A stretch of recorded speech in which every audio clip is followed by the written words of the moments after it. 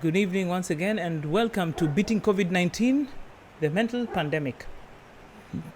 Today we're going to talk about something that, once again, is, how shall I put it? It's a reckoning. We are coming to terms with decisions we made at the beginning. The mental pandemic, as it's being talked about now, is largely on the backs of some decisions which were made at the beginning of COVID that we shall end up paying for throughout after the pandemic, or after the time that COVID is business as usual. Let's say, first things first, let's just quickly review what we've covered this week. This week we talked about the 7 facets of mental health, which included the emotional, environmental, financial, intellectual, physical, social, and spiritual. On the second day, we covered the COVID fear, which is COVID facts exaggerating anxiety responses. Yes, that was it, COVID fear. And the answers to that were to censor, care, chillax, and connect. The 4 C's to set your mind at right. Then we went into the COVID state of mind, the panic state of mind, where we talked about the quarantine state of mind, the panic state of mind, which was under the pandemic state of mind. Under the survival state of mind, we covered the OTL state of mind, the FTC state of mind, SD state of mind, and then under the post-COVID, we're talking about the essential economic, political, and mental states of mind. We also covered the 2020 state of mind, where we were to look back so that we can look forward. We remember the embrace, how we were together, how we held each other, how we were close before. Value the living. Remember those of you who have relatives who are alive and kicking and happy. Remember them while they are living. Yes, I'm back again. We were talking about the 2020 state of mind, where we should remember and value the living, inspire to do better, do not accept mediocre. It's a bright new day, think quality, and live 80-80 to enjoy 2020. And that be unreplaceable, because without you is a replacement. Yeah, then we went on to yesterday, which we talked about a God and why. And I think I would stress to clarify a little more on that, indicating the differences between birth and death rates in Kenya and globally, and the fact that more people are born over the number of people who die. And also, just to give shed a light into perspective, is that the world and life goes on. We don't wish bad things on people, we don't wish death on people, but COVID is here, it's taking some lives. But let's put it into perspective. There are many more people dying of other conditions which don't get even the same amount of coverage. COVID is new, therefore COVID is hot news. New, hot news, yes. We talked about the parable of the madman. We talked about God being the fountain of life and the light of life, and Eve being the life giver and mother of all living, and Adam, who was made by God. Actually, Adam is derived from the word to make. And also talked about Ravi Zacharias and the mention of Friedrich Nietzsche, the parable of the madman. We talked about Jesus saying, "I'm the way, the truth, and the life."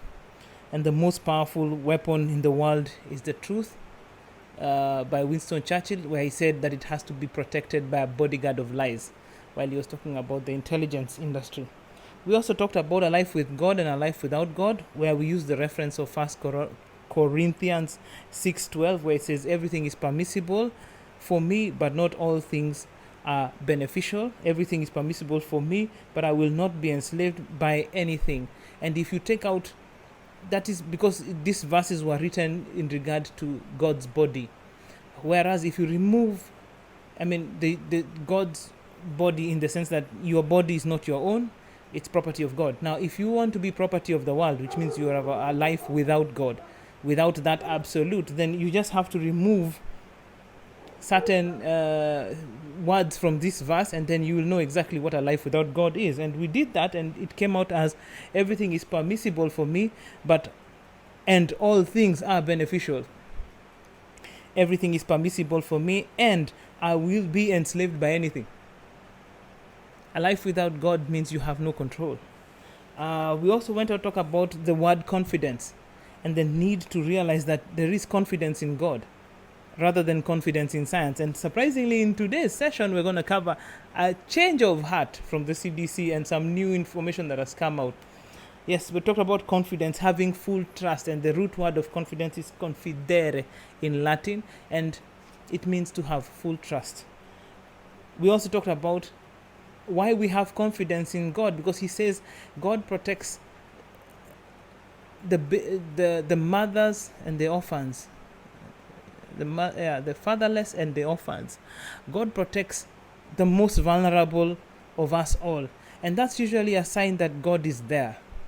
And all the tests have shown that the most vulnerable in our society are the most resilient.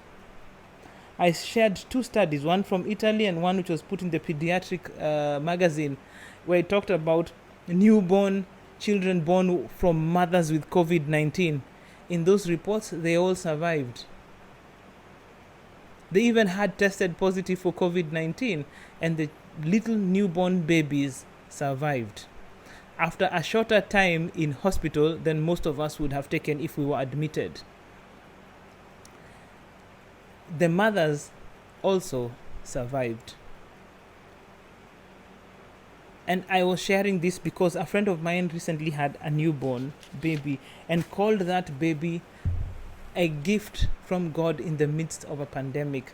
And I feel that was a very sweet and solemn and powerful reminder that God is present and God is watching. Throughout these episodes of Beating COVID-19, we've talked about the hand of God in the movement, in the plans of men, in the plans of the world. And we've seen, like for example, Africa, infection rates are slowing down. They are choo-choo training, while in other countries they are moving like a bullet train, like a fighter jet, infecting left, right, and center. But now in Africa, we are finding that it's taking long to make headway in infections. Whereas some places started with 0 to thousands with immediate effect, Africa is still trudging along. And in some cases, it's extinguished. I will not name names. I think we're all watching the numbers and we're all concerned whether numbers go up in certain areas. But I just want to share with you that God is the hand of God is in the plans of men. He is manipulating things from behind the black curtain, like the one I have behind me. So we may not see him. And the reason why we may not see him, the subject of today's broadcast. Why is it that we don't see God in COVID-19? Why is it that the Bible, the Christian faith, the churches, the teachers, the halls and buildings and places of worship all around the world have been put on the back burner by COVID-19? So today's lesson, it's mental health without the mental helpers. You see, what has happened, and I have incidentally just come off a phone call with a very interesting story about someone very close to me is right now at a funeral. Is had to travel to attend a funeral, and for a loved one who has passed away. And it's very sad that so many things are not possible to do. And why? It's because it's COVID season, and because it's COVID season, there's no way you're gonna do them. And let me begin from the beginning. You see, the root of the problem why mental health will be an even bigger pandemic, because it has no symptoms. It has no, It has no side effects. It has no crippling loss of breath, temperatures, nothing. And a person with a mental health problem could be walking right past you, normal, in good clothing, dressed to kill, or looking very fine, cognizant and cognitive. And yet they will lose it and jump off a building and die. The inner scars are festering in the society today. And why? Because of the root problem. In the world today, there's only time that medicine and politics have worked together is COVID-19. Medicine and the law, they have teamed up, and I would even use maybe the word science. Maybe science would be a bit broad, but yeah, let's just call it science and the law. Science and politics, science and the government. What they've done is that they've stripped the fabric of society, because very many times science has been fighting religion, it has been fighting faith, it has been fighting morality, it has been fighting social cohesion, it has been fighting the fabric of society. Why? Because science doesn't believe in anything but itself and its ability to deliver. Yeah, we use science every day. I am an IT guy, therefore I use science every day. My computers, my cloud servers, my network servers, all these print services, everything I do, my fitness band, intercommunication between my phone, computer, synchronization, cloud sync, everything. All that stuff it's all under science. It's science and technology. There is a science behind every technology we use. And technology is ubiquitous. It's what you do with it that will make it bad or good. Unfortunately, when science and technology meet with the government,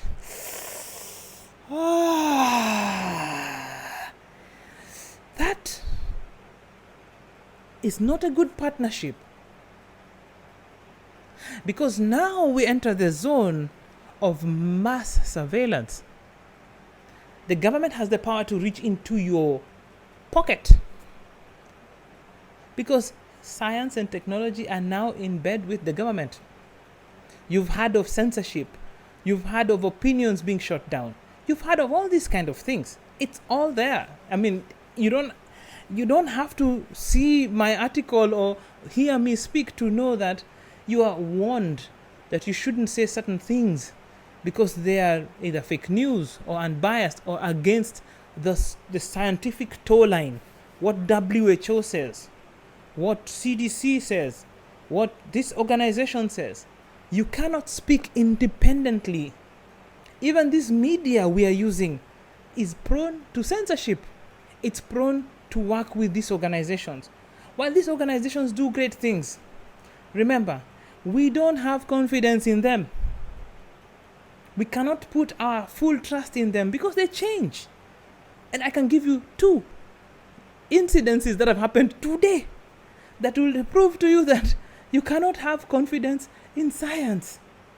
Not that it's a bad thing, but you can't. Number 1, they have found that there is a strain of cannabis that can hopefully treat COVID-19.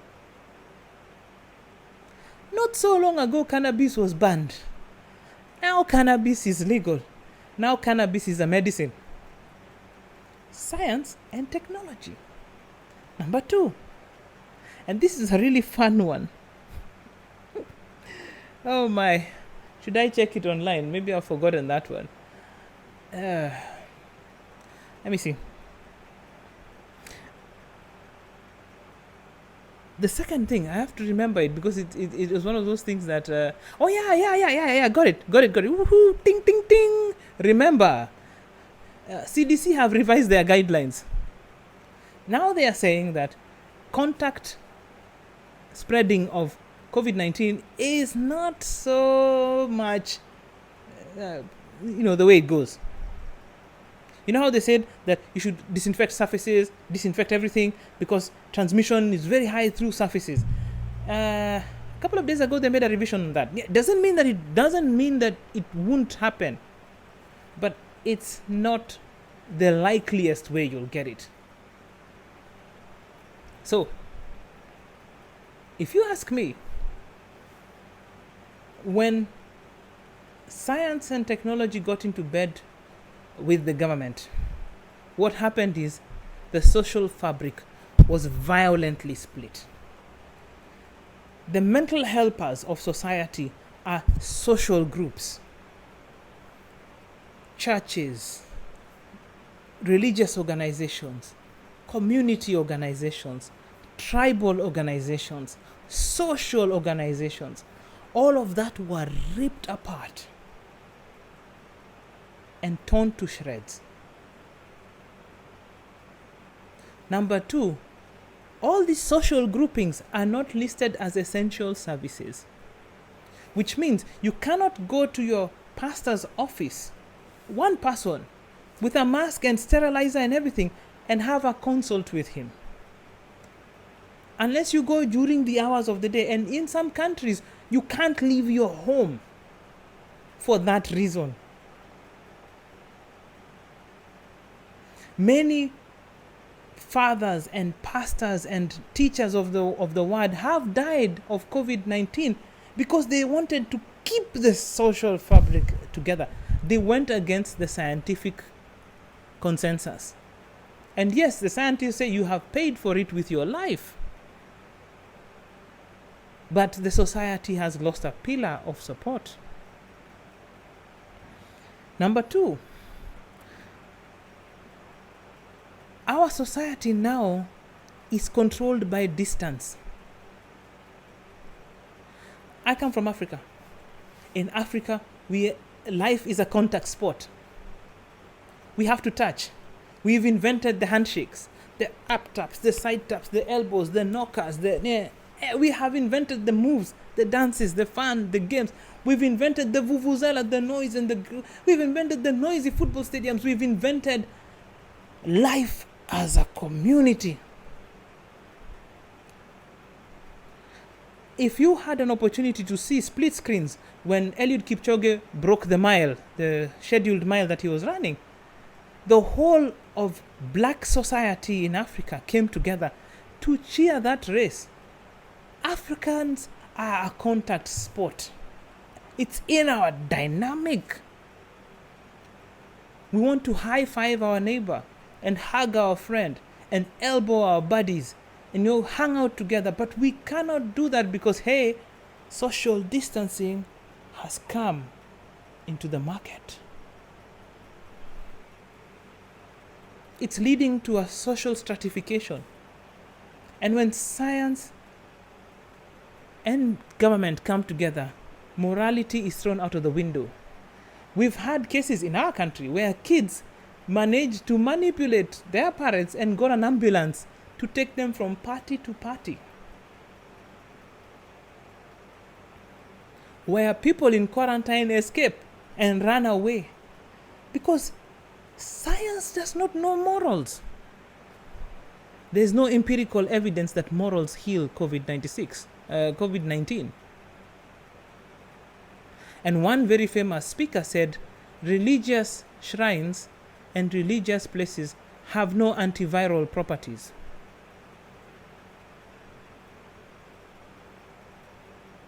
It's true. Church is not a medicine. It's a lifestyle. So, after the medicines have come and gone, who is going to heal the mental people, the ones who are suffering? Who's going to restore mental health? The very same people you disregarded? The very same people you kicked out? I urge you all to worship God on your own. It sounds weird. Support your pastor. Give him a call.